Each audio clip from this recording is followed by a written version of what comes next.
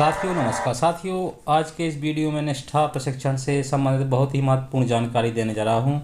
जैसा कि आप सभी जानते हैं कि 16 अक्टूबर से निष्ठा के प्रशिक्षण शुरू होने जा रहे हैं और इस प्रशिक्षण को हमें किस प्रकार से करना है इस बात को सभी जानते हैं। इसमें हमें क्या क्या करना है और हमें किस प्रकार का प्रशिक्षण दिया जाएगा, इस संबंध में आज चर्चा करेंगे। ये प्रशिक्षण दीक्षा ऐप से जो हमने CM राइस के प्रशिक्षण किए थे, कुछ इसी प्रकार के रहेंगे। इन सभी प्रशिक्षणों में कुछ मॉड्यूल होंगे और कुछ वीडियो भी होंगे और मॉड्यूल कुछ इस तरह के होंगे। यहाँ एक बहुत ही महत्वपूर्ण बात ध्यान में रखने योग्य है कि जब हमें मॉड्यूल प्राप्त होंगे या मिलेंगे तब हम बहुत ही गहराई से इन मॉड्यूलों का अध्ययन करेंगे। साथियों, जिस तरह हम ऑनलाइन एग्ज़ाम देते हैं उसी टाइप के एग्ज़ाम होंगे और उसी तरह हमें इनको करना होगा और हर प्रश्न पर नंबर दिए जाएंगे। सभी प्रश्नों को सबमिट करने के बाद अंक हमें प्राप्त होंगे। एक और महत्वपूर्ण बात यह है कि जो प्रश्न होंगे वह पेडागोजी से संबंधित होंगे और थोड़े कठिन होंगे। यदि आप प्रशिक्षण को अच्छी तरह कर लेते हैं और इन मॉड्यूलों को अच्छी तरह से पढ़ लेते हैं, इनका अच्छी तरह से अध्ययन कर लेते हैं, तो प्रश्नों के उत्तर देने में आपको बहुत ही आसानी होगी। और यदि प्रशिक्षणों को पूरा नहीं देखेंगे तो आप क्वेश्चनों को सही तरह से नहीं कर पाएंगे।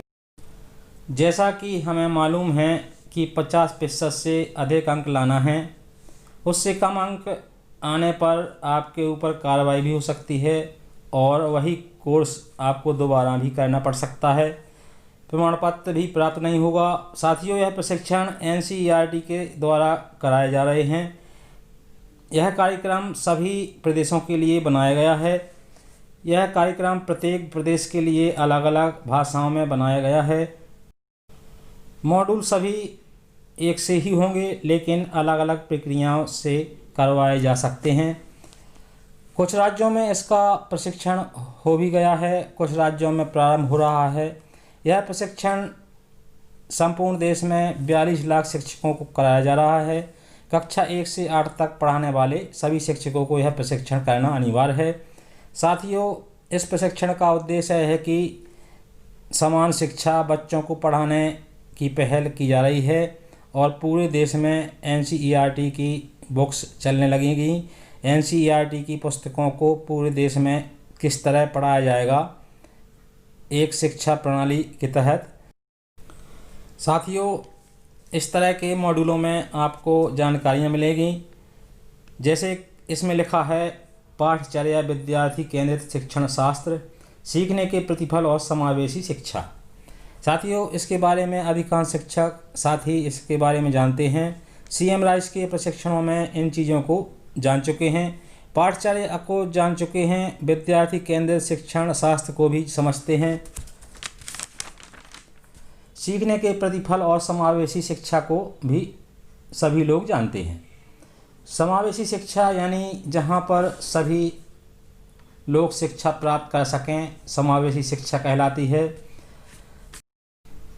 इसकी प्रस्तावना में लिखा है शिक्षा का अधिकार अधिनियम RTE 2009 और वर्षों की हमारी शिक्षा नीतियों के परिणाम स्वरूप हमारी कक्षाओं की संरचना में नाटकीय रूप से बदलाव आया है। शिक्षक और शिक्षक प्रशिक्षण के रूप में आपने विद्यार्थियों की इस विविधता और अवलोकन किया होगा, जिससे आपको यह अनुभव ही हुआ होगा कि आप सभी बच्चों को एक ही तरीके से नहीं पढ़ा सकते हैं और ऐसा करना भी नहीं चाहिए। शिक्षण अधिगम के कुछ ऐसे अभ्यासों को अपनाने की आवश्यकता है जो सभी विद्यार्थियों को चुनौतीपूर्ण अवसर प्रदान करते हैं और उन्हें सफलता का अनुभव कराएं।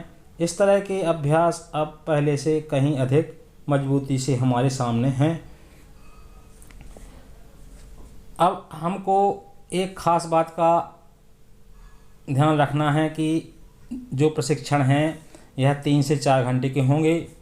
यह प्रशिक्षण मध्य प्रदेश के शिक्षकों के लिए हैं और इन्हें पूरा देखना है और इस प्रशिक्षण में किसी प्रकार की कोई लापरवाही नहीं करना है। साथियों, अब मैं आपसे एक निवेदन करना चाहता हूं कि आपने अभी तक चैनल को सब्सक्राइब नहीं किया है तो कर लें और घंटी को दबाकर ऑल पर सिलेक्ट कर लें। जो प्रशिक्षण आपको प्राप्त होंगे और जो भी मॉड्यूल आपको प्राप्त होंगे उनके छोटे छोटे वीडियो, उनमें जो सारांश हो रहेगा उसके बारे में आप लोगों को अवगत कराता रहूँगा। जैसे कि आपको कहीं भी समझने में परेशानी होती है तो आप वीडियो को देखकर समझ सकते हैं और उसका अध्ययन कर सकते हैं। तो आपने अभी तक चैनल को सब्सक्राइब नहीं किया है तो कर लें। अब हम चलते हैं मॉड्यूल पर कि हमें मॉड्यूल से किस तरह की जानकारी प्राप्त करनी है। विषय वस्तु के बारे में शब्दावलियों, नीतियों और रूपरेखाओं को समझना। उपयुक्त उद्देश्यों को प्राप्त करने के लिए आइए राष्ट्रीय शिक्षा नीतियों और राष्ट्रीय पाठ्यचर्या की रूपरेखाओं को ध्यान से देखने से शुरुआत करते हैं और पाठ्यचर्या, पाठ्यक्रम, पाठ्यपुस्तकों और सीखने के प्रतिफल के बारे में अपनी समझ बढ़ाते हैं। साथियों, 2005 में सबसे पहले पाठ्यचर्या घोषित हुई थी, उसके बारे में अध्ययन किया था। इसके बाद 2009 में जो RTE कानून बना उसके बारे में भी जाना। साथियों, अभी तो मैं संक्षेप में इसके बारे में जानकारी दे रहा हूँ। साथियों, जो हमको प्रश्नों के उत्तर देना है वो थोड़े से डिफ़िकल्ट होंगे, इसलिए आपको सारी जो अध्ययन सामग्री है उसको बहुत ही बारीकी से समझना और पढ़ना पड़ेगा, तभी आप निष्ठा प्रशिक्षण के प्रश्नों के उत्तर भली भांति से दे सकते हैं। राष्ट्रीय शिक्षा नीति के बारे में भी अच्छी तरह से समझना है। राष्ट्रीय शिक्षा नीति में काफ़ी लंबे समय से परिवर्तन हुआ है और न्यू एजुकेशन पॉलिसी 2020 में तैयार हुई है और इसे 2021 से लागू किया जाना है, जो कि पूरे देश में लागू होना है।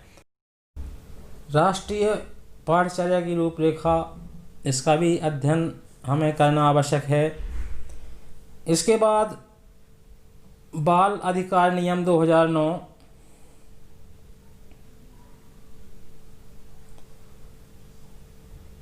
में स्पष्ट रूप से राष्ट्रीय पाठ्यचर्या की रूपरेखा 2005 के कार्यान्वयन का उल्लेख करते हुए विद्यार्थी केंद्रित ऐसे पर्यावरण निर्माण पर ध्यान केंद्रित करने की बात कही गई है जिसमें विद्यार्थी किसी तनाव के बिना सीखते हैं।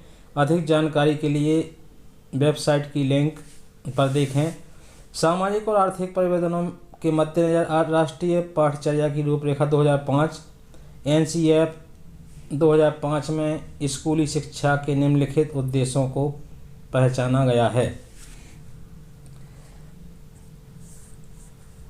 2005 की बात बार बार आ रही है, इससे संबंधित भी प्रश्न पूछे जा सकते हैं। यह बहुत ही महत्वपूर्ण है। साथियों, इस मॉड्यूल में 28 पेज हैं। इन 28 पेजों को आपको बहुत ही बारीकी से पढ़ना है और समझना होगा। और आपको किसी भी तरह की समस्याएं आती हैं तो आप उन समस्याओं के बारे में कमेंट बॉक्स में लिखकर प्रश्नों को पूछ सकते हैं। इसके बारे में आगे आने वाले अलग अलग वीडियो डिटेल में चर्चा करेंगे। आज तो यह एक प्रस्तावना है कि हमें किन बातों को निष्ठा प्रशिक्षण के अंतर्गत समझना है, किस प्रकार के प्रश्न इसमें पूछे जाएंगे, इसके बारे में भी आपको जानकारी दूंगा और सभी समस्याओं का हल निकालने की कोशिश करूंगा।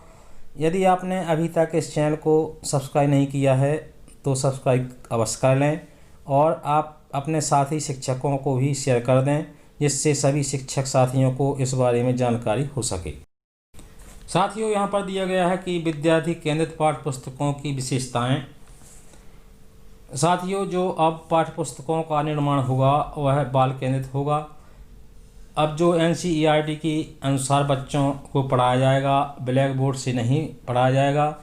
जैसे कि अभी हम क्या करते थे कि किसी भी वस्तु के चित्र के बारे में बच्चों को समझाना है तो हम उस वस्तु का चित्र ब्लैक बोर्ड पर बना देते थे, लेकिन अब ऐसा नहीं होना है। अब हमें जिस चित्र की अवधारणाओं के बारे में समझाना है उस वस्तु को शिक्षण सामग्री में शामिल करना होगा और आसपास की वस्तुओं की तुलना से उसकी अवधारणा को बताना होगा, यानी TLM की सहायता से उस वस्तु से परिचित कराना होगा। यह काफ़ी बड़ा मॉड्यूल है। इसी मॉड्यूल से हम विभिन्न जानकारियाँ प्राप्त करेंगे और इन्हीं मॉड्यूलों से संबंधित कुछ वीडियो के माध्यमों से आप लोगों को जानकारी देंगे। आप लोग को ट्रेनिंग अच्छी तरह से करना है और जो भी क्वेश्चन पूछे जाएं उनके भी अच्छी तरह से उत्तर देना है। मेरी पूरी कोशिश रहेगी कि मैं आपका जितना बनेगा पूरा सहयोग करूंगा।